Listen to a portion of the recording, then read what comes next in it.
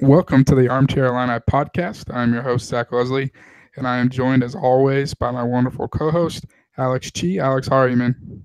Doing great, Zach. How are you?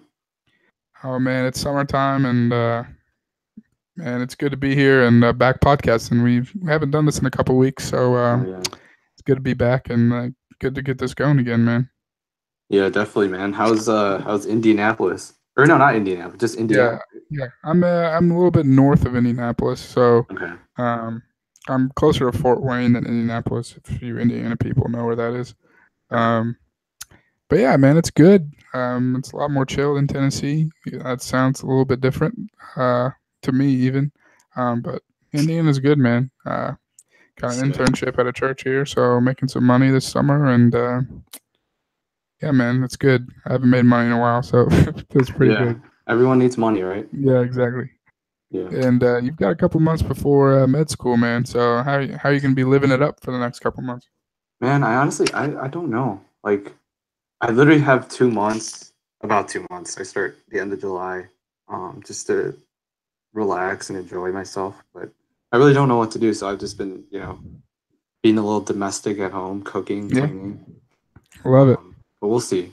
Um, Hopefully we can shell out a bunch of episodes of this podcast Yeah, for before the real. start. That'd be awesome. That's the goal. For our followers out there who tune into the podcast, we should be putting out more content than we have in the past couple of weeks. I'm done with school. Alex has a couple months before med school, so these podcasts should become a little bit more regular during the summer, and we'll be pushing out more content to you guys. Um, so let's just get right to it. Last night, I guess, yeah, I think it was last night. This Parker morning, this morning. or this morning. Yeah, been a long day. Parker Braun said, "Hey, I'm gonna go not get a scholarship and go play basketball at Mizzou instead of playing at Illinois." So, Alex, what's your reaction to Parker Braun becoming a preferred walk-on at Mizzou? I got that text from you as I woke up, and then I just started laughing. Yeah, It was, that was kind of my reaction to it as well. I thought it was a joke at first because like he visited almost like a month ago, right? Or at least like Yeah, two, three, feels four like it. weeks. Yeah, Yeah, feels like a while ago, and we just didn't hear anything. So I thought at that point when I didn't hear anything, I was like, okay, like if he wanted to come to Illinois, like the opportunity was on the table. So the fact that he didn't take that, and with it being this late, like yeah, he was probably waiting for something else, yeah, or like exactly. was hoping that a bigger fish would jump in. I think I texted you like a couple weeks. I was like, dude, if he wanted to come here, like it would have been done by now, Yeah, he right? would have done it already. Yeah, So it feels like that Colin Castleton situation where, yeah, you have like a good relationship, a good sell, but Parker or Colin, just wanted to see if there's something bigger and better out there because he obviously wasn't completely impressed. yeah. But the fact that he went to walk on, and I mean, he's Yeah, going to get a scholarship that's after like that's his like freshman the year. gif of the guy throwing the salt. Yeah. So, like, it's just Just like this is a little one bit kick more in the salt in the balls. wound. Yeah. It's one kick in the balls to have this kid go walk on somewhere and deny your 4 year scholarship. Yeah, Walk on, even if it's 4 years, just to walk on, yeah, just doesn't look good. And then to add on to that, it's to Missouri. yep, Man, like, yeah, I mean, is Parker Braun Anthony Davis? No, I mean, but it's a guy that we still wanted, yeah. and It's a body. yeah, At I this mean, point. I'm not gonna act like like the liner didn't want him. Like, obviously we wanted him. Like, who else are we gonna move on to? People are Yeah, saying, oh yeah, Illinois staff move on. I mean, I don't really buy that. it's Um, it's it's June now, people. yeah, like who are you gonna move on to? Like, so it's just weird. It was just a very weird recruitment because he came in all of a sudden, everyone was like, oh, who the heck is this skinny little 6'9" dude that can actually dunk? And then you miss out on Francis Okuro, and you're just like, okay, I need some sort of body. Parker Braun will do. Seems like we're in a good spot. Crystal Yeah, ball's trending, but then he goes and walks on at Missouri. But it makes sense for him. Missouri's obviously the better program right now, and his mom was a basketball player there. I think she was Mrs. Basketball in the state of Missouri when she was in basketball, and her yeah, aunt and uncle, or maybe just one of the uncle or aunt. I'm not sure. I didn't look too much into Gabe Jarman's article yeah. just because I was laughing so hard. But Yeah, that's kind of where I was at too. yeah, he has deep family ties. In summary, to Missouri. Um, he knows Coach Porter, Michael Porter's dad. So I guess He's still Michael there. Porter's He didn't leave. no, they needed to. They didn't want to make it look like Michael Porter's dad just I guess brought the Porter Jonte came kids. back, so Yeah. So I still guess like still a year left Coach Porter probably. actually has a use, other than bringing those two kids. That's so not true, but But okay. yeah, man, what was your take on it? Um, well, I kind of like you woke up and saw that he had committed to Missouri, and when I saw that it was as a preferred walk on, I audibly laughed out loud with no one around me, and it was pretty hysterical. I At this point, everything just kind of feels hysterical, and that's just kind of how it is. Yeah. But Like I brought up this question with Francis Okoro, and I think even now it's just as legit as it was back then, if not more.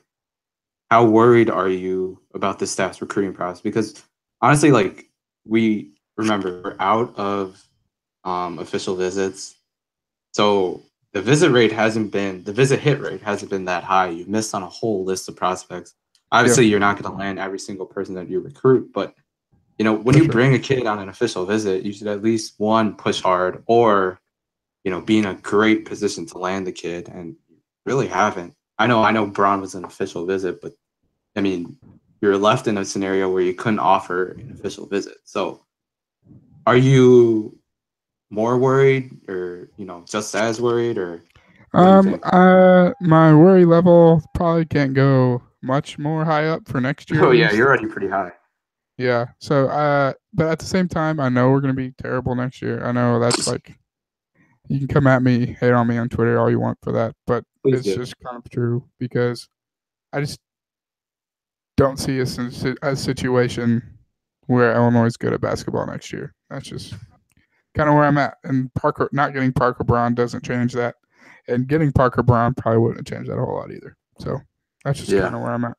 I definitely agree, and it's just so like it's so annoying because again, we don't have official visits. So one, we can't bring in a 2018 kid, and we can't bring in a grad transfer either Yeah. because we get official visits back in August. That's when it all resets, and we'll get 9 official visits for the calendar year. Yeah. Um, Obviously, I hope we would use them more wisely, but we can't bring in another kid unless he comes in on his own dime. So, you hear talks of Adema Zador, who's this rumored backup plan, 6'10" kid from Ukraine who plays out of Maryland. How are you going to get this kid on campus? Yeah. You don't have an official visit. I don't think he's going to come, a quarter of the way across the country to see your program. And so it's just, I don't know where to go. Will we have 2 scholarships open again? Or, Yep. you know, is there someone on the 5th-year market that just knows Illinois well enough or is Yeah. close enough or something? I don't think so. Yeah. So Exactly. what the heck? What would you do now? I again, I don't think Crying. there's a ton left out there. I think this is probably the squad. Pretty close to it at least. I don't know Great. who else is just chilling out there. Yeah, Like right. doing Waiting nothing for else. Illinois to offer. Yeah. So I think this is probably the squad we're rolling with, and Great. that doesn't make me feel great, but I think that's just kind of what it is right now. Yeah. So, you know, going into this next season, the 2018 season, Yeah.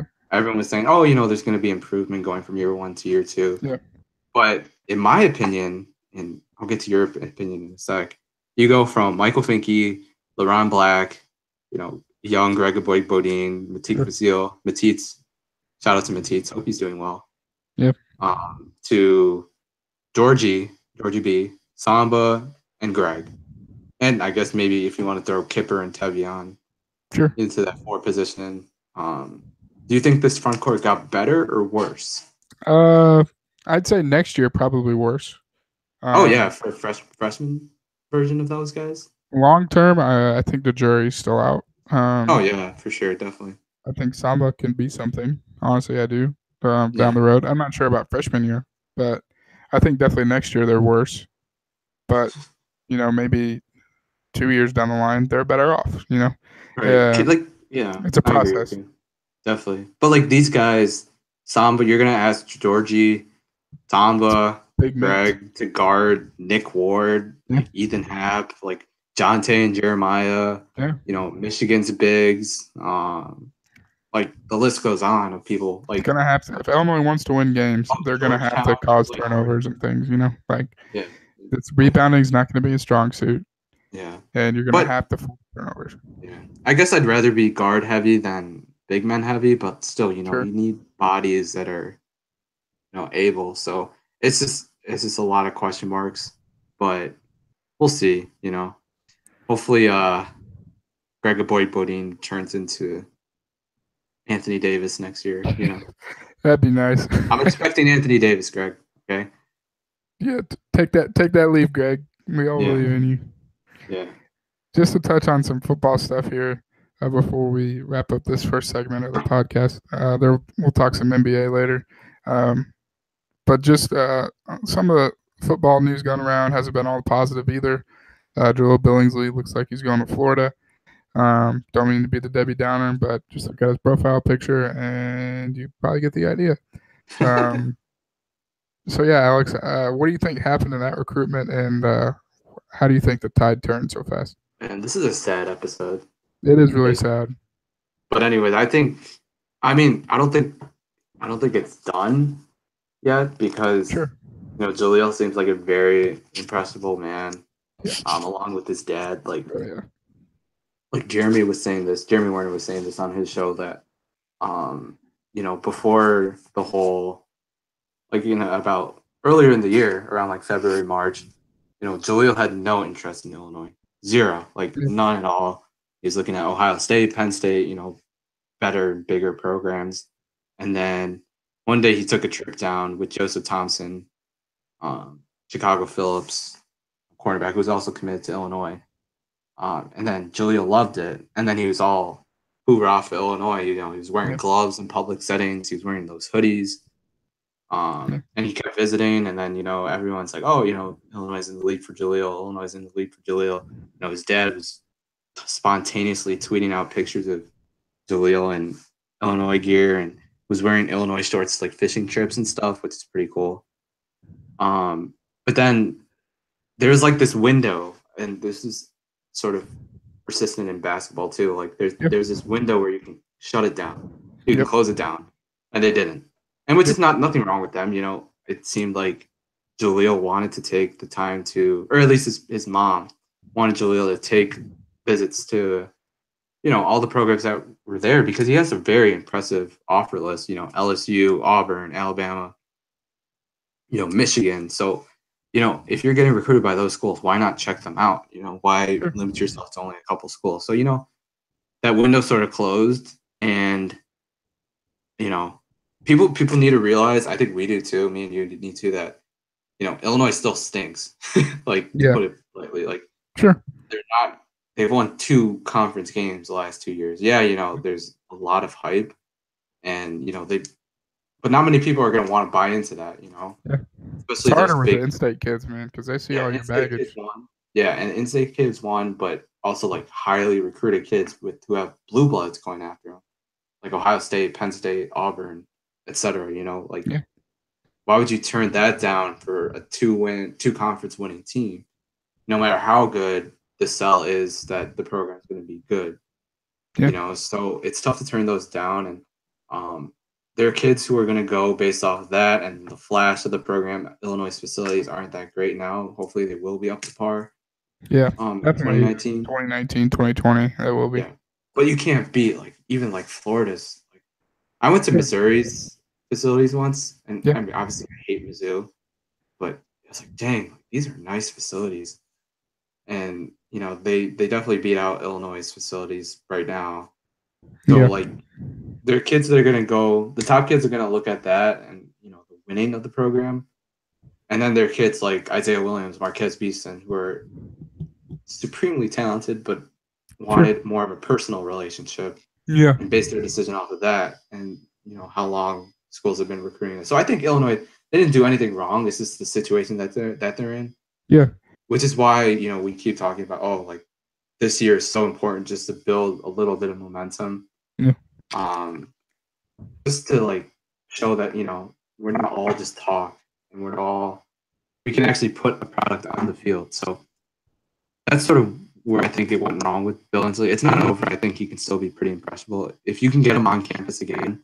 Yeah, that's kind of where I'm at too. But that's sort of my take on it. Yeah, man. It's I am worried a little bit about the Billingsley recruitment. I wish the staff could shut it down, but I have more faith in this football staff shutting it down than I have been in the past. Well, even in basketball too, but football-wise, they've shown in this 2019 class to be able to shut down Marquez Beeson and Isaiah Williams and things like that. It gives me some confidence that they can still turn it around, even though I'm not sure where it'll end up. But even Corey Patterson tweeted, like, it's not where you commit, it's where you sign or whatever. So obviously they don't think it's done. And I'm really looking forward to see how the staff reacts. Definitely. But yeah, man, great to be able to talk Illini again after a couple of weeks. And even though it was a little bit depressing, I'm glad we were able to do this. Stay tuned for some NBA talk later. Warriors, Cavs stuff. And maybe that'll be more positive. Be more happy, yeah. Yeah, but thanks for listening to this segment, and stay tuned for the next one.